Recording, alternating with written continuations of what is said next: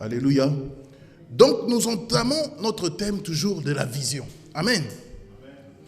Un jour, nous avons vu dimanche passé qu'il y a eu une prière que Jérémie a faite à Dieu. Jérémie pose la question à Dieu: serais-tu pour moi comme une source trompeuse? Serais-tu pour moi comme quelqu'un dont on n'est pas sûr? Jérémie le prophète, pas n'importe qui, Jérémie, un prophète de Dieu. Il demande encore à Dieu: est-ce que tu es sûr pour moi? Parce que Jérémie va arriver à un niveau, à un moment où sa vie, il ne comprend pas. Il dit: mais j'ai servi Dieu depuis ma jeunesse. Il m'a dit: depuis le sein de ta mère, je te connaissais. Avant que je t'eusse formé dans le sein de ta mère, je te connaissais. Je t'avais établi prophète. Comme tu es là, comme je suis là, Dieu te connaît même mieux que toi-même. Amen. Vous savez, des fois, on se plaint. Pourquoi, Dieu, tu ne m'as pas ouvert telle porte? Pourquoi tu n'as pas permis que j'aie telle chose? Mais Dieu nous connaît tellement mieux que nous-mêmes. Est-ce que vous comprenez? Jérémie 1, verset 5 à 10, il dit: avant que je t'eusse formé dans le sein de ta mère, moi, Dieu, je te connaissais, Jérémie. Et Dieu est plus grand que notre cœur. Amen. Et 1 Jean 3 dit que même si notre cœur nous condamne, Dieu est plus grand que notre cœur. Donc il faut savoir une chose, que dans la vie, ce que ton cœur pense, Dieu pense plus que toi. Amen. La Bible dit ceci, que l'Esprit de Dieu sonde tout. Est-ce que vous comprenez? L'Esprit de Dieu sonde tout. La Bible dit: lequel des hommes connaît les choses de l'homme, si ce n'est l'Esprit de l'homme? De même, personne ne peut connaître les choses de Dieu, si ce n'est l'Esprit de Dieu. C'est pourquoi j'aime bien quelqu'un, des hommes ou des femmes de l'Esprit. Amen. La vie chrétienne, ce n'est pas les beaux bâtiments. La vie chrétienne, ce n'est pas les belles fleurs que tu vas voir dans la belle salle. Ouh là là, c'est l'Esprit. Amen. C'est ce que Dieu dit en esprit à Jérémie au début. Il lui dit: avant que tu sois formé, Jérémie, il faut mettre ton nom là-dedans. Avant que tu sois formé, Timothée, avant que tu sois formé, mon frère, ma soeur, moi, Dieu, je te connaissais et je t'avais établi pour une mission sur la terre. Beaucoup disent: moi, je n'ai pas telle grâce. C'est tel pasteur, oh là là, Dieu l'a béni, tel pasteur. Non, chacun, Dieu a établi pour une mission sur cette terre. Jérémie a prophétisé, mais Joseph n'a pas beaucoup prophétisé. Il a sauvé toute une famille, tout un peuple. Il a sauvé Jacob. Est-ce que vous comprenez? Chacun a son but sur la terre. Ça ne sert à rien de se comparer à un autre. Amen. Toi aussi, tu vas servir Dieu. Amen. Comme j'avais dit déjà vendredi, tu dois servir Dieu. Il faut que l'Éternel bâtisse cette œuvre. Amen. Et je bénis Dieu comment Dieu bâtit lui-même cette œuvre. Vous savez mon secret? Moi, mon secret, je peux aller en vacances. J'ai dit à Dieu: ce n'est pas mon œuvre. Ce n'est pas l'église de Timothée. C'est l'église de Dieu. Amen. Et la Bible dit dans Psaume 127, nous avons lu ça vendredi, que si l'Éternel ne bâtit la maison, ceux qui bâtissent en vain. Amen. Et Jérémie va comprendre que son ministère dépend que d'une seule personne, de Dieu. Amen. C'est comme ça que Jérémie va se plaindre. Il se plaint. Et à un moment, il dit: non. Serais-tu pour moi une source dont on n'est pas sûr? Serais-tu pour moi comme une source dont on n'est pas sûr? Mais Dieu va le répondre. Il va lui dire: ils te feront la guerre, mais ils ne te vaincront pas. Est-ce que vous comprenez? Donc, j'ai compris que les problèmes peuvent arriver. Avec Dieu, Dieu n'a pas dit que tu n'auras pas. Dieu n'a pas dit à Jérémie. Dieu ne dit pas aux chrétiens: tu n'auras pas de problème. Dieu dit à Jérémie, il le prévient. Il lui dit: ils te feront la guerre. Les situations de ta vie te feront la guerre. Les problèmes de ta vie te feront la guerre. La maladie te fera la guerre. La stérilité te fera la guerre. Le célibat te fera la guerre. Mais ces choses ne te vaincront pas. Tu traverseras dans des eaux tumultueuses, dans des eaux profondes, dans les tourbillons. Mais Dieu ne te lâchera pas. Amen. Tu es un survivant. Dis Amen. Je suis un survivant, mon ami. Dieu m'a arraché des eaux profondes des dangers. C'est comme ça qu'on dit que l'ange de l'Éternel t'arrache du danger. Il y a des chrétiens qui ont peur. Hein? Ah! Dans ma famille, il y a des gens qui touchent aux boules, aux cartes. Il y a la sorcellerie, il y a la cartomancie. Non, il ne faut pas avoir peur de ça.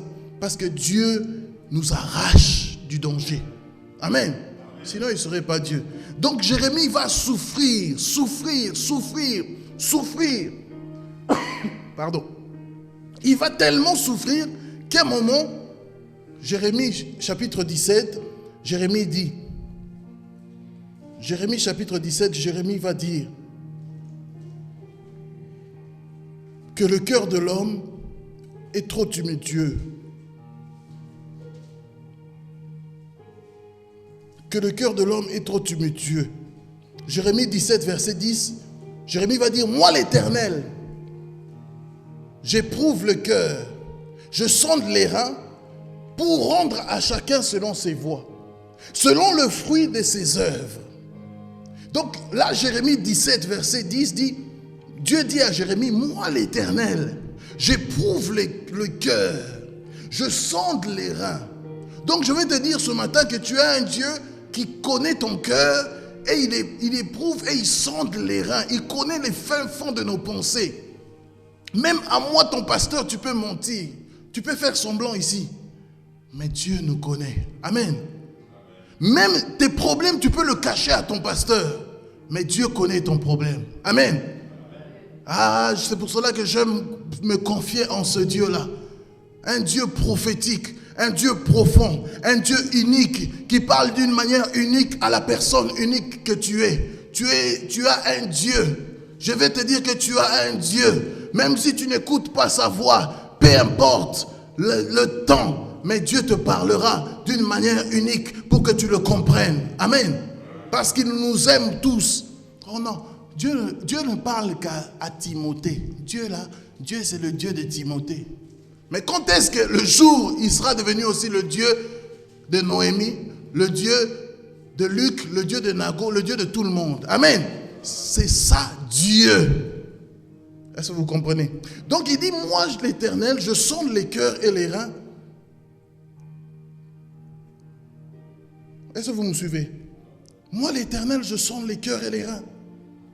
Mais est-ce que tu peux comprendre que Dieu sonde le cœur et les reins et il te connaît bien? Amen. Dieu est plus grand que notre cœur. Dieu connaît nos projets mieux que nous-mêmes. La Bible dit dans Proverbe que le cœur de l'homme est plein de projets. Beaucoup de projets. Demain, je vais acheter une voiture, je vais acheter une maison, je vais acheter des belles chaussures, je vais acheter une belle femme, je dois avoir une belle femme, je dois me marier avec un bel homme. Ouh là là, cet homme que j'ai vu, oh là là, est-ce qu'il peut être serviteur de Dieu et pasteur ou est-ce qu'il peut être homme d'affaires, businessman, directeur? Qu'est-ce que je sais? L'homme a plein de projets, le cœur de la femme bouge. On tourne à droite, à gauche. Mais ici, Dieu dit, dans Jérémie 17, 10, je sonde ton cœur. Amen. Je vais t'apaiser, je vais te donner une consolation ce matin. Peut-être que tu te dis, d'autres ont servi Dieu. Moi, je suis dans un âge avancé. Oh, est-ce que je servirai Dieu un jour? Peut-être que tu es trop jeune, tu as 15, 16 ans. Tu te dis, est-ce que je vais servir Dieu comme les autres? Dieu ne regarde pas ton âge. Dis Amen. Dieu n'a pas regardé l'âge de Jérémie. Jérémie a dit, mais à l'Éternel, Jérémie 1, verset 7 à 8. Ah Seigneur, je suis un enfant.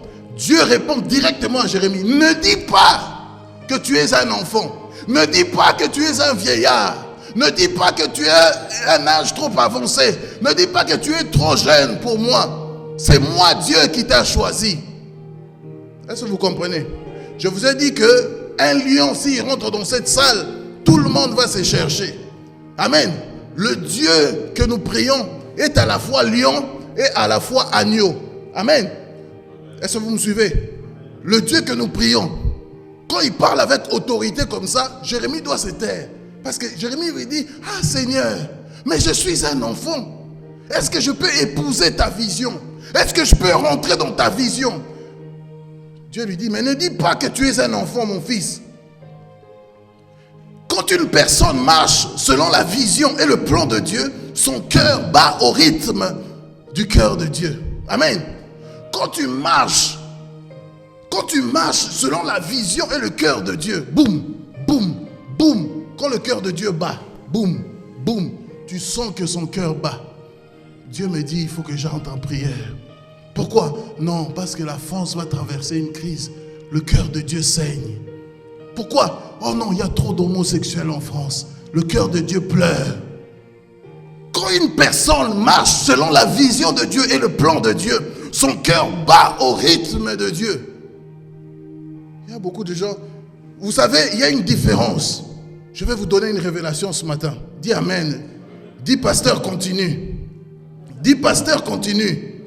Oui, je vais vous donner une révélation ce matin. Beaucoup cherchent le temps, l'opportunité. Saisir une opportunité, ça peut être aussi le temps de Dieu pour toi. Ça s'appelle en grec le temps kairos. Kairos. Mais il y a aussi un temps qu'il faut que tu comprennes bien, c'est le temps sugchronos. Le temps sugchronos, c'est quoi? C'est marcher avec Dieu. C'est synchroniser avec Dieu. Tu fais un pas, Dieu fait le même pas avec toi. Tu deviens ami de Dieu. C'est comme ça que Dieu va dire à Abraham, tu es mon ami. Ah, tu ne comprends pas encore bien. J'arrive. Dieu va dire à Abraham, le nom d'Abraham, c'est ami de Dieu. Le nom de David, c'est l'homme selon mon cœur. Est-ce que vous me suivez? Quand une personne marche selon la vision de Dieu, le plan de Dieu, son cœur bat au rythme du cœur de Dieu. C'est trop profond. Il faut que tu médites cette phrase, même pendant un mois. Avec la vision de Dieu, le rythme de notre cœur est synchrone au rythme du cœur de Dieu. Synchrone, c'est-à-dire c'est la même chose. Quand le cœur de Dieu fait boum, ton cœur aussi fait boum. Le cœur de Dieu fait tac, toi aussi tu fais tac. Boum, tac, boum, tac. Ah, c'est le cœur de Dieu. Est-ce que vous me suivez bien? Mais sans vision, donc sans vision, ton cœur devient ton rythme même, tu ne comprends même pas ce que Dieu te dit. Un prophète peut venir parler. Oh, j'étais à une conférence pasteur. Et oulala, le prophète était venu des États-Unis. La prophétesse, les gens ils aiment toujours ça. Une prophétesse était venue de je ne sais où. Il m'a parlé, mais tant que ton cœur n'est pas synchrone, tant que ton cœur n'est pas synchronos avec Dieu, tu ne comprendras pas.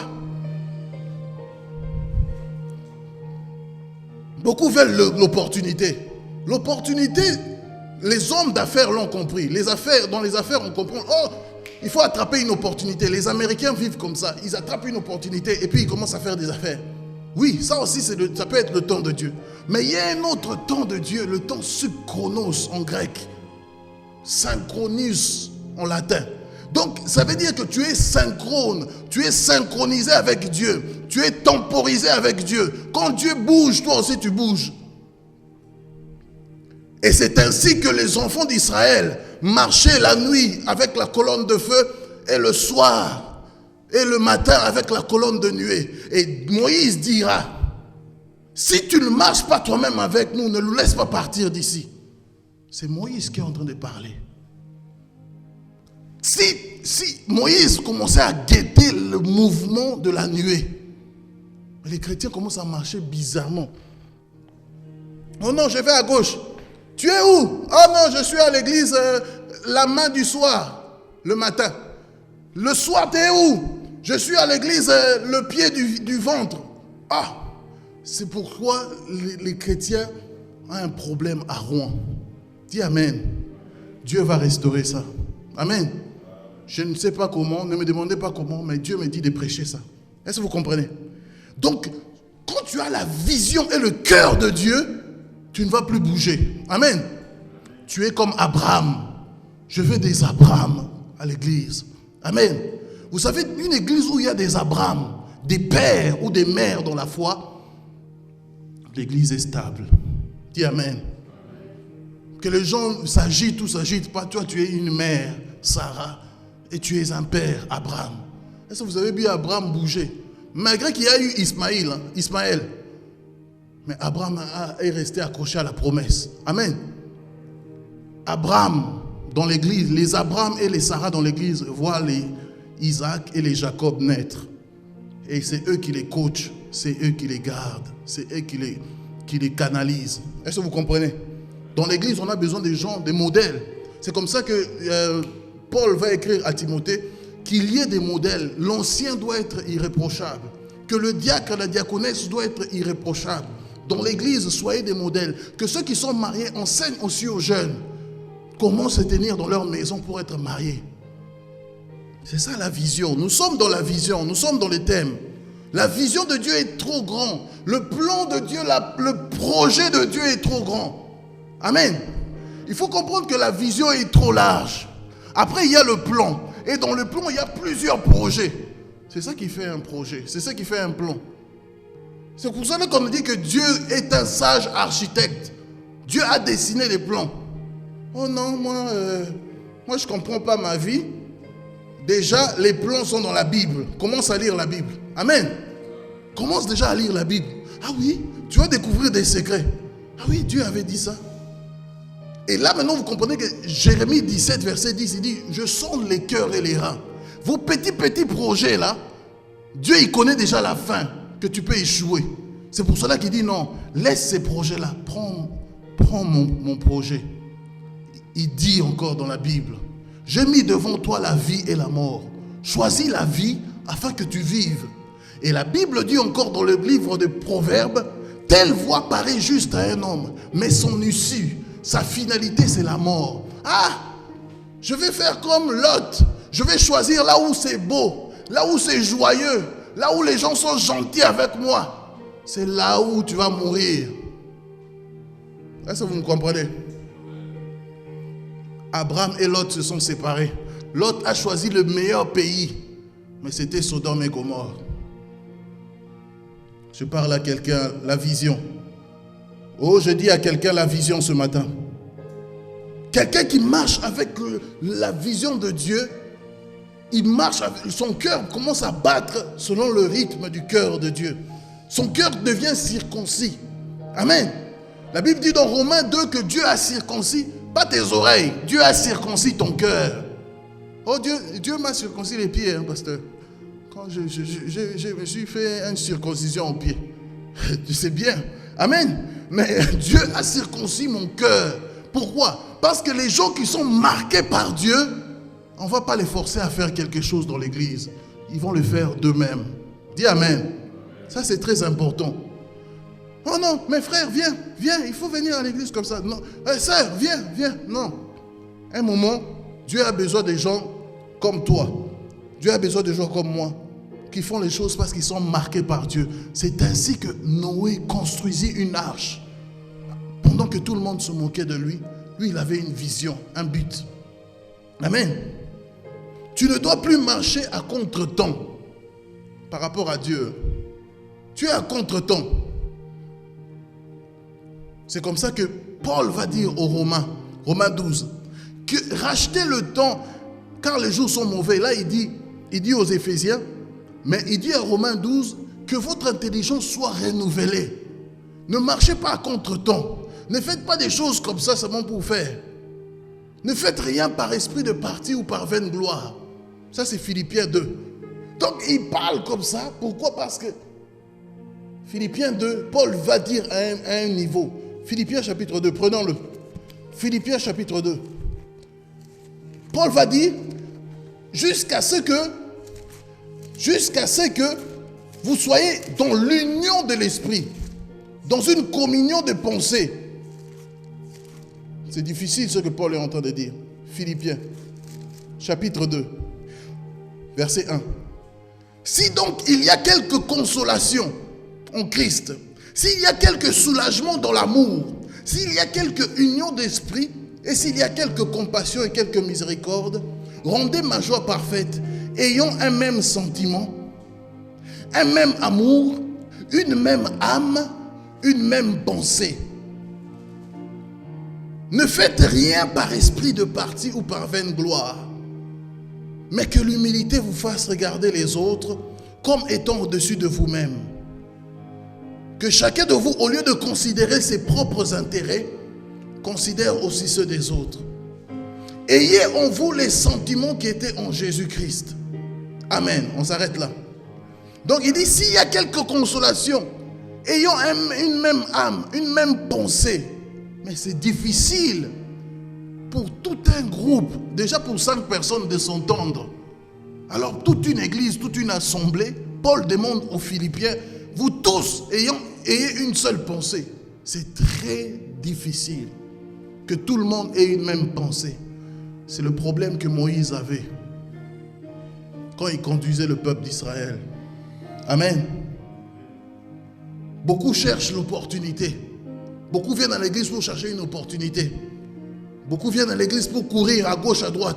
Oh non, je vais me marier, pasteur. Je vais me marier. Comme il y a quelqu'un qui me disait, je vais me marier. Beaucoup veulent, non, je vais avoir une voiture. Et quand tu as la voiture, vroom, Marseille, vroom, Paris, vroom, Saint-Étienne. Mes frères, tu le vois seulement à la route, il te fait ça. Bonjour, pasteur. Amen. Parce qu'il a une voiture. Donc vous voyez que chacun a des opportunités, des choses. Mais là, la Bible est en train de dire, ayons une même pensée et ayons les pensées qui étaient en Jésus, qui s'est sacrifié pour les autres. Amen. Qui s'est sacrifié pour la vision de son Père. Ah, qui s'est sacrifié pour la volonté de son Père. C'est pour ça que Jésus marchait comme ça. Les disciples voulaient manger, ils avaient faim. Il dit, ah non, moi ma nourriture, c'est faire la volonté de celui qui m'a envoyé. Amen. C'est ma nourriture. Je mange que ce qui est agréable à mon Père. Ça c'est profond. Est-ce que vous me suivez? Soyons des chrétiens profonds. Amen. Donc beaucoup cherchent le temps kairos, l'opportunité. Si j'attrape cette opportunité-là, c'est comme quelqu'un qui me disait, pasteur, si j'attrape un blanc, c'est une sœur qui me dit, si j'attrape un blanc, je vais l'épouser. J'ai dit, sœur, tu vas attraper un blanc. Oui, il faut seulement que j'attrape un blanc. Donc pour la personne, le blanc est devenu, c'est son opportunité de réussite. Est-ce que vous me suivez? C'est ça le blanc. J'ai dit, ah là là là là, le blanc est devenu ton Dieu. Non, pasteur, tu ne comprends pas. Si j'attrape un frère blanc, je vais l'arranger. Je dis, sœur, est-ce que vous comprenez? L'opportunité. Donc il y a des gens qui cherchent des opportunités. Et c'est bien aussi de chercher des opportunités. C'est bien aussi d'être sensible à l'opportunité. C'est comme un frère qui m'a dit, je vais me marier, pasteur. J'ai dit, c'est elle. Il me dit, oui, pasteur, c'est elle. J'ai dit, t'es sûr, mon frère? Oui, c'est elle. Aujourd'hui, il est fiancé d'une autre personne. Est-ce que vous comprenez? C'est difficile et compliqué. L'opportunité, l'homme est comme ça, est opportuniste. Mais je ne veux pas que tu sois comme ça. Je veux que tu sois encore plus que ça. Je veux que tu ne cherches pas le temps kairos, mais tu cherches le temps chronos. Que tu marches avec Dieu. Dis amen. Des gens qui marchent avec Dieu. Ah non. Quand tu marches avec Dieu, ton refrain romain devient Romains 8, à partir du 30e verset. Toutes choses concourent au bien de ceux qui aiment Dieu, de ceux qui sont appelés selon son dessein, selon son plan, selon sa vision. Oh non, je suis prêt. La Bible dit encore dans Romains 8, si tu descends 32, 33, 35 là-bas, il dit, ceux qu'il a connus d'avance, il les a aussi prédestinés à être semblables à son Fils. Dieu t'a prédestiné, mon ami. Dieu t'a choisi, Dieu t'a prédestiné, il t'a aimé. Tu es une prédestination de Dieu. Tu es la beauté et le chef-d'œuvre de Dieu lui-même. Les gens ils n'aiment pas quand on prêche comme ça. Oh non, il faut prêcher sanctification, sanctification. Mais la sanctification n'est pas le début et la fin de l'évangile. C'est l'esprit. Amen. Paul dit aux Galates, vous avez commencé par l'esprit et vous voulez finir par la chair. Donc il dit qu'il faut commencer par l'esprit et il faut finir par l'esprit. Pourquoi? Parce que l'esprit sonde tout, nous l'avons dit au début. L'esprit sonde tout. Et il connaît les battements du cœur de Dieu. Parce que si tu es trop sanctification, Dieu va te dire, va prêcher au boulevard des Belges, les prostituées là-bas. Ah non, pasteur. Non, moi je suis sanctification. Mes yeux, mes oreilles. Il faut que je fasse mes yeux. Non. Dieu peut t'emmener dans un niveau où tu vas entrer dans une profondeur pour que Dieu t'amène à gagner une personne. Est-ce que vous me suivez? Ne cherche pas Kairos tout le temps. Pasteur, je dois attraper un blanc. Je dois attraper un blanc. Je dis, là, ça devient terrible. Tu es devenu loup ou loup chasseur. Amen. Mais le temps sub-chronos, tu es comme Enoch. Amen. Dis Amen. Je vous prêche la bonne parole ici. Donc, tu es devenu comme Enoch. Genèse chapitre 5. La Bible dit que Enoch marchait avec Dieu. Amen. Il n'avait pas besoin de connaître les temps Kairos. Lui, il était tout le temps avec Dieu. La Bible dit tellement que Enoch a marché 300 ans, plus de 300 ans avec Dieu. Il ne fuit plus parce que Dieu l'avait pris. Est-ce que vous comprenez? Non, vous ne me saisissez pas. Vous saisissez très bien. Genèse chapitre 5. Aujourd'hui, on va parcourir la Bible. Genèse chapitre 5. La Bible dit, Genèse chapitre 5. Genèse chapitre 5, verset à partir du verset 21. Enoch, âgé de 75 ans, engendra Métuséla. Enoch, après la naissance de Métuséla, marcha avec Dieu 300 ans. Et il engendra des fils et des filles. Tous les jours d'Enoch furent de 365 ans. Verset 24. Oh, Genèse 5, 24. Enoch marcha avec Dieu. Puis, il ne fut plus parce que Dieu l'avait pris. Ça, c'est quelqu'un qui marche avec le temps sub-chronos. C'est marcher synchronisé avec Dieu. Tu fais un pas, Dieu fait le pas avec toi. Tu deviens ami de Dieu. Tu deviens confident intime avec Dieu. C'est pour cela que Jésus marchait comme ça. Jean chapitre 15, il dit, je ne vous appelle plus mes serviteurs, mais je vous appelle mes amis. Vous êtes mes amis. Je parle à des amis de Dieu ce matin. Je parle à des amoureux, des gens qui aiment Dieu. Enoch marchait avec Dieu. Donc il ne marchait pas selon la couleur de l'église. Ah, c'est quelle couleur l'église là-bas? Oh non, là-bas c'est beau. Ils font tomber des gens, ils prêchent l'onction. Ah oui. Non, non. Là-bas ils ne veulent pas qu'on prophétise, pasteur.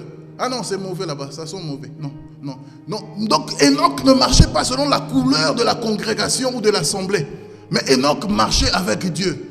Qu'il y ait église ou pas église, ils s'en foutent. Suis ce qui est important. C'est que son cœur battait comme le cœur de Dieu. Dis Amen. Il n'y en a pas beaucoup comme ça dans la Bible. Hein. Il n'y en a que 2 dans la Bible qui ont fait ça. 2, ça suffit. Donc ça veut dire que c'est une rareté. Donc ce qui est rare coûte cher. Amen. Dis avec moi. Non, vous ne comprenez pas. Moi j'ai demandé à Dieu. J'ai dit à Dieu, je ne veux pas l'onction, mais je veux la distinction. Qui ne fait que découler l'onction. Amen. Donc Enoch n'a pas cherché à faire des choses compliquées comme ses prédécesseurs. Avant Enoch, il y a eu beaucoup de gens. Il y a eu Seth, il y a eu Adam, il y a eu Maël, Kenan, que sais-je encore, Jéred. Mais Enoch a fait quelque chose de particulier. Il s'est distingué de tous. Sa généalogie s'est transformée en un point d'interrogation. Il est devenu exception et exceptionnellement exception. Parce qu'il a marché avec Dieu et il ne fut plus. Dieu l'avait repris. C'est-à-dire qu'il n'a pas vu la mort. Dieu l'a repris. Il a dit, toi tu es mon ami, tape là. Ça c'est les gens que Dieu veut. Kairos. Pasteur, il faut que j'attrape un blanc. Donc les gens cherchent l'opportunité. Il faut que si j'ai 1 million, il y a des gens aussi qui disent ça dans la vie. Si j'ai 1 million, je donnerai aux pauvres. Mais tu as 100 euros. Tu n'arrives même pas à donner 1 euro à quelqu'un. Mais et il te dit, pasteur, si j'avais de l'argent, j'allais aider cette église. Si j'avais de l'argent. Mais le jour que tu as même 50 euros, tu n'arrives pas à donner 10 euros pour l'église. Mais c'est grave. Amen. Regarde, la Bible dit, celui qui est fidèle avec les peu de choses, Dieu lui donnera encore beaucoup. Mais celui qui n'est pas fidèle, ce n'est pas le jour que tu auras beaucoup que tu vas donner, non. Ça ne peut pas être vrai. Donc, Enoch marchait doucement avec Dieu, alors que Adam était déjà né. C'était son arrière-arrière-grand-père. Jéred était né, Seth était né, Enoch était né, Kenan était né, Mahaël était né. Mais lui, il est venu. Il a dit non, tous ceux qui ont été avant moi, c'est eux. Mais moi, je suis un homme de distinction. Dimanche prochain, on verra aussi des hommes et des femmes de distinction, si Dieu le permet. Il faut chercher à être quelqu'un de distingué. Amen.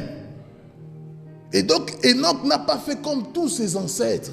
Nous, dans notre famille, c'est comme ça. Ma mère était née du cancer du cirrhose de foie. Ma mère est morte de ça. Moi aussi, je vais mourir. Non, ça, c'est l'hérédité mauvais. Nous, on veut que tu manifestes la gloire de Dieu. Le deuxième homme que Dieu a repris, c'est Élie. Dis Amen.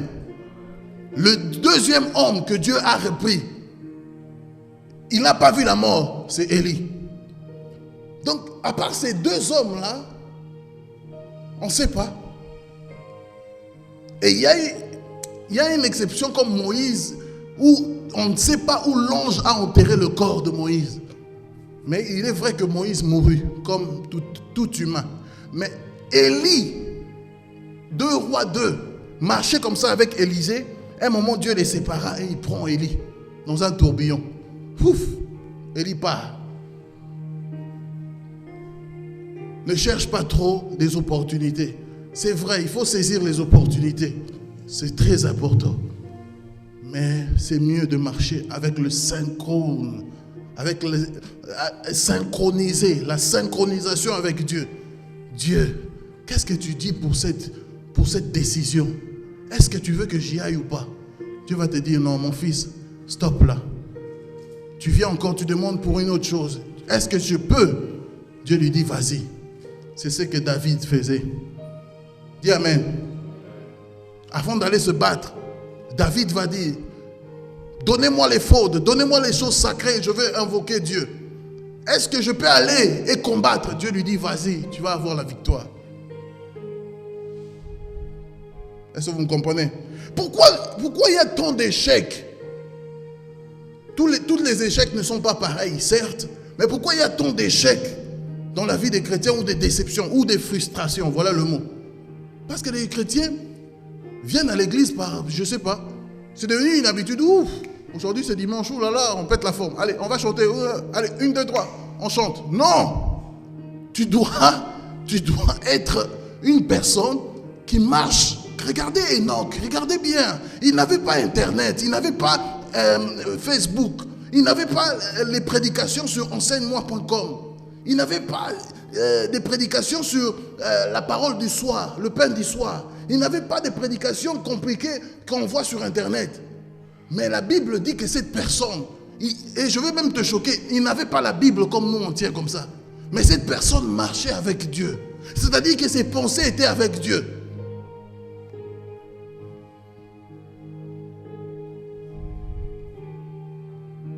Je ne t'interdis pas d'aller regarder les enseignements sur Internet. Hein. Oh non, pasteur a dit, il a critiqué. Non, je ne critique pas. Mais je fais un constat. Amen. Des fois aussi, il faut s'asseoir et réfléchir. Et dire, mais comment cet homme Enoch a marché avec Dieu? Il a fini de marcher avec Dieu. La Bible dit 365 ans. Toi, tu arrives à marcher même 1 mois avec Dieu. Moi, est-ce que j'arrive même à marcher 1 mois avec Dieu? Mais la Bible dit, il a marché. Enoch, âgé de 65 ans, engendra Methushélah. Et tous les jours d'Enoch, verset 23, Genèse 5, verset 23, tous les jours d'Enoch furent de 365 ans. Enoch marcha avec Dieu. Puis il ne fut plus parce que Dieu le prit. Ça veut dire quoi? Enoch a donné des enfants. C'est-à-dire qu'il était un homme, un être humain, ce n'était pas un ange. Oh non, pasteur, c'est facile. Il n'avait pas de femme, il n'avait pas d'enfant. C'est pourquoi Dieu l'a pris parce qu'il était saint. Non, ici ce n'est pas la sanctification, ici c'est le cœur de Dieu. Est-ce que vous comprenez? Ici c'est le cœur de Dieu qui compte. Tu peux être le plus mauvais, le plus méchant, le plus... Vous croyez que Enoch, quand il a eu des enfants, là, il n'a pas péché? Oui, il a péché par les yeux, par les oreilles. Il a vu peut-être le corps d'une femme ou le corps d'un homme, je ne sais quoi. Mais il a marché avec Dieu. Sugchronos. Il a temporisé, il a synchronisé ses pas avec Dieu. Avant de faire un pas, il demandait toujours Dieu. Est-ce que c'est vraiment ta volonté? Regardez ce que Jésus a fait. Jésus, jardin de Gethsémani. Il dit, Père, cette coupe qui est devant moi, avant que j'aille à la croix, s'il est possible, enlève cette situation. Mais non, pas moi, que ta volonté soit faite. Est-ce que vous comprenez? C'est dur. C'est dur cette phrase, que ta volonté soit faite. Quand tu as un enfant et que Dieu reprend cet enfant, quand tu as une femme et que Dieu reprend ta femme, tu restes seul dans le désert. C'est comme Jérémie qui dit, serais-tu pour moi comme une source trompeuse?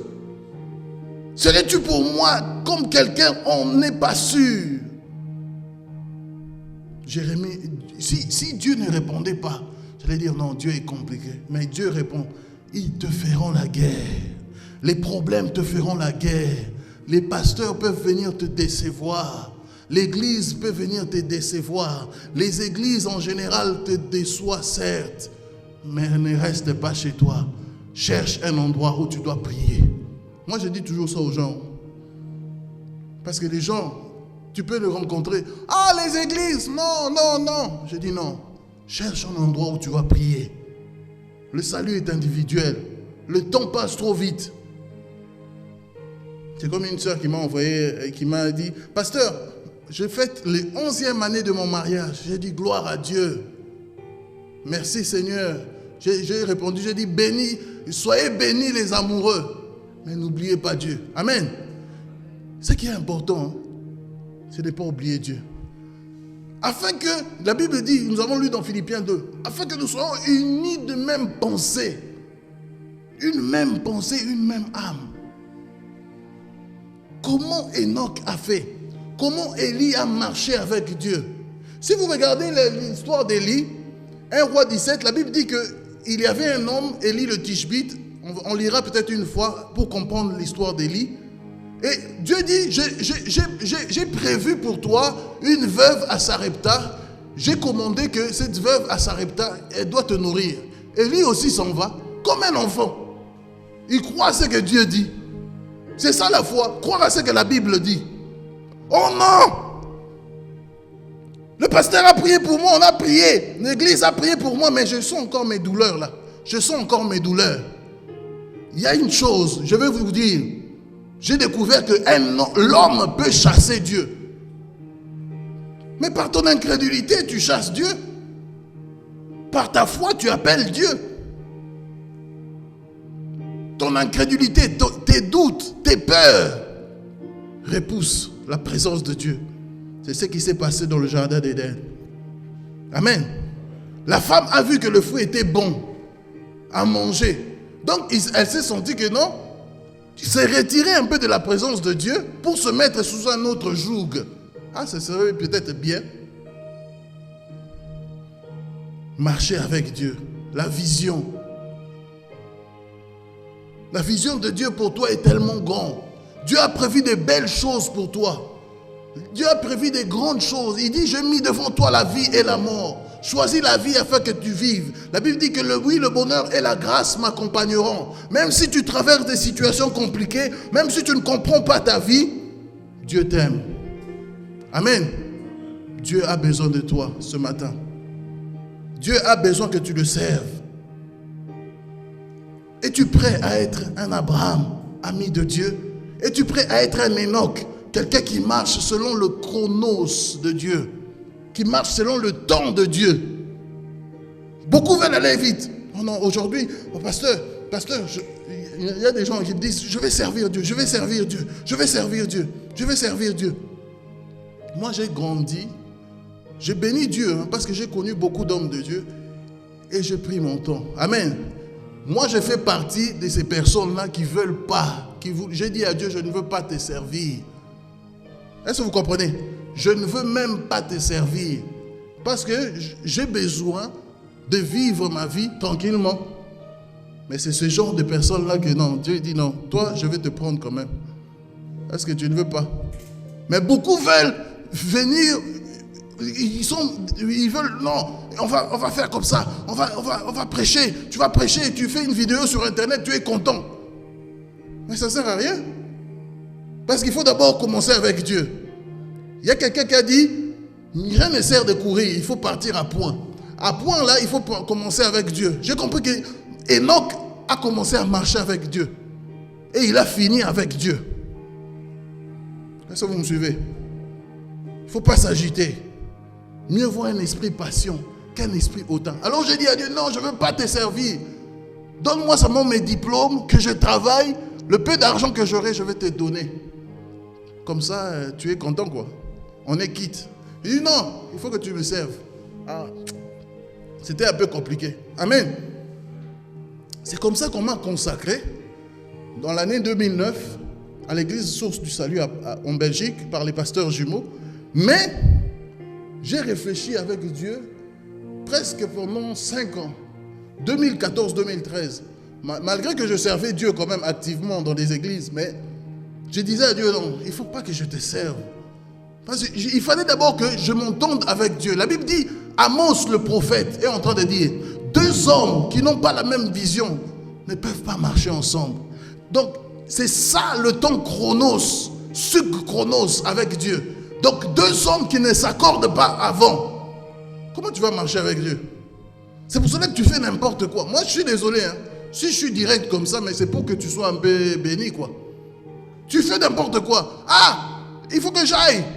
Qu'est-ce qu'il y a? Il faut que je cours à gauche. On parle de Jésus là-bas. Tu cours à droite. Mais quand est-ce que tu vas t'asseoir et penser à ta vie? Penser à toi-même et penser à ta famille, à ta direction. Amen. Le temps est trop court. Amen. Ne t'agite pas, ça ne sert à rien. La Bible dit dans Zacharie qu'un jour, les hommes de toutes les langues viendront saisir un seul juif. Les juifs, c'est toi et moi par la foi. Et ils diront, c'est auprès de toi qu'il y a Dieu. Le monde verra qu'il y a Dieu. Est-ce que vous comprenez? Auprès de toi. C'est comme ça que je dis à Dieu, non, je vais te servir, mais laisse-moi un peu, Dieu te rattrape. Amen. Dieu te prend et te rattrape. C'est comme ça que tu deviens ami de Dieu. Est-ce que vous comprenez? Oh pasteur, tu pars en vacances, l'église reste avec qui? L'église reste avec Jésus. Amen. L'église commence avec Jésus et l'église termine avec Jésus. Amen. Peu importe ce que les gens peuvent dire, ta vie commence avec Jésus, même depuis ta naissance, et doit finir avec Jésus. Est-ce que vous me comprenez? Saisis les opportunités si tu en as l'occasion, certes, mais ne sois pas opportuniste. Ah non, moi je vais attraper. Je attrape quoi? Oh non, le jour que j'aurai 100 millions, pasteur, 100 millions. Et tu n'auras jamais ces 100 millions. Parce que ton cœur est mauvais. Est-ce que vous me suivez? La Bible dit, vous demandez et vous demandez mal. C'est Jacques, chapitre 4 qui dit. Vous demandez mal parce que vous demandez avec vos envies. C'est par envie que tu demandes, tu veux 100 millions, pourquoi? D'ailleurs, tu n'as même pas de projet, tu ne connais même pas. Tu n'as jamais fait quelque chose, mais non, je veux 100 millions, parce que 100 millions, 100 millions. Mais les 100 millions ne viennent pas. Et c'est comme ça aussi beaucoup qui ne cherchent pas le mariage et ils se marient. Beaucoup cherchent le mariage, coûte que coûte, et ils ne se marient pas et ils sont déçus. Est-ce que vous comprenez?